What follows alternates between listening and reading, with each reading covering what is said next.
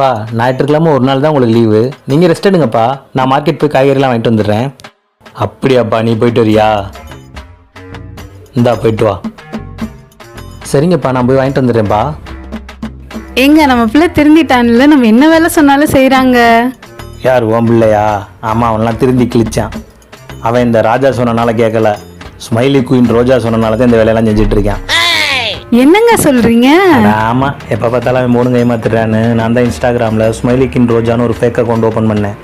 அது உண்மையிலே பொம்பளை பிள்ளை தான் நம்பி அது சொல்கிறதெல்லாம் அவன் மைண்ட் செஞ்சுக்கிட்டு இருக்கேன். அதை வச்சு தான் இப்போ அவன்கிட்ட வீட்டு வேலையெல்லாம் வாங்கிட்டு இருக்கேன். இப்போ கூட பார், சாயந்தரம் வந்து உன்னை கக்கூஸ் கழுவான்னு கேட்பான் பாரு. ஓ அப்படியா விஷயம்? எங்க ப்ளீஸுங்க, என் புடவையும் நிறைய துவைக்க கிடக்க, வந்தால் எப்படியாவது துவைக்க வச்சிருங்க. அப்படியா? சரி சரி, அதையும் பண்ணிடுவோம். இவங்களை கஷ்டப்பட்டு படிக்க வச்சு உருப்படுவாங்கன்னு எதிர்பார்க்குறதுக்கு இந்த மாதிரி ஒரு ஃபேக் ஐடி ஓப்பன் பண்ணி கூட அவங்களை உருப்பட வச்சிடலாம் போல. ஐயோ ஐயோ.